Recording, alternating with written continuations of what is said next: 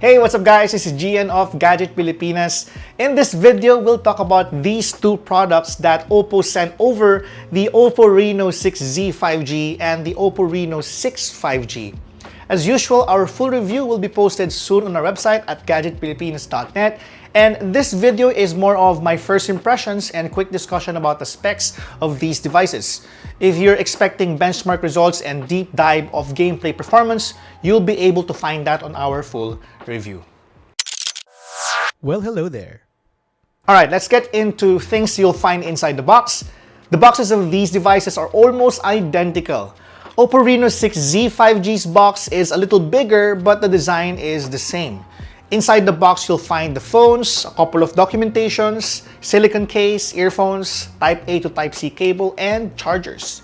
The Reno6Z 5G has an earphone with 3.5mm jack, and the Reno6 5G has a Type C end. The Reno6Z 5G has 30 watts VOOC Flash Charge 4, while the Reno6 5G has an ultra-fast 65 watts Super VOOC Charge 2.0. Now, I don't know about you guys, but I am digging the design of the OPPO Reno6 5G. It has this chamfered edges, kind of like the design of the iPhone series. The back panel of the phone also has this very unique look and texture, which looks very appealing to me. Now, the Reno6Z 5G looks good too, but for me, I prefer the Reno6 5G's design. Now, pag-usapan naman natin yung specs nila, no? You're seeing the specs of the two devices on both sides. Both smartphones have 6.43-inch AMOLED display, but only the Reno6 5G has 90Hz refresh rate and Corning Gorilla Glass 5 protection. In terms of chipset, the new Reno6 5G sports a brand new MediaTek 900 5G, while the Reno6Z 5G packs a MediaTek 800U.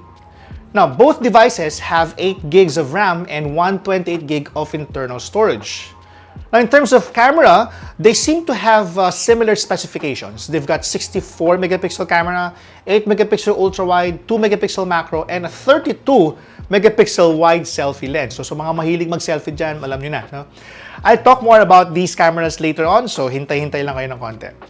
In fact, the majority of the things I'll talk about in this video are more of its camera specifications. I'll also be showing side-by-side samples of photos taken by both devices later on. If you want to see that, just check the auto chapters below and balik ka na lang ulit kapag gusto mong malaman yung iba pang information about these devices. Now, in terms of chipset, alam naman natin ang performance ng MediaTek 800U in our past videos is really good. But we'll definitely let you know how this chipset performs on the Reno6Z 5G. First impressions ko dito guys, while using the phone for 3 days, I find it really quick and fast and does not lag, especially when you have several applications and games opened. In my case, I've played a couple of games like Rocks and Genshin Impact, and as expected, the games are best played at low to medium settings with specific tweaks on graphics features that make the game look good to play. Pero kung ang hanap mo naman is higher or more stable FPS at the cost of slightly lower graphic settings, the Reno6Z 5G is more than enough for you to enjoy playing your games. Now, the Reno6 5G is a different animal. You can play better with this device without sacrificing some graphic settings. Being a relatively new chipset, MediaTek 900 5G features better processor configuration than the Snapdragon 765G on the Reno5 5G. Magkakatulad na lang dito yung user performance or user preference rather on chipset because some users prefer devices with MediaTek and some naman prefer phones with Snapdragon chipset. But definitely we'll talk more about the performance of these chipsets when we post our full review on our website. On the camera side of things, as I talked about earlier, you're getting similar specifications on both devices. This is an interesting move by OPPO because with the assumption na mas mahal ng konti si Reno6 5G than Reno6Z 5G, users will just have to simply choose the one with a better chipset. You'll probably just pay more for better performance or better chipset on the Reno6 5G. Kung ano naman ang piliin mo, I would assume na hindi ka naman lugi or tinipid dito. The only difference that I noticed despite having similar camera specifications is that the camera software on the Reno6 Z5G seems to have lesser features than the one on the Reno6 5G, like not having bokeh control mode when taking videos. Wala yun sa 6Z 5G. Now, despite the small difference, at least in these first impressions, if you're just looking for a smartphone with really decent camera performance, you'll never go wrong with these devices. There are extra camera features too, like dual video, extra HD, and more loop templates that you can use if you want to be more extra creative. I mean, time and again, OPPO has specialized in smartphone photography, and this is why yung kumpiyansa ko sa dalawang phone na to is really very high. Now, take a look at these side-by-side photos that I took using these two devices.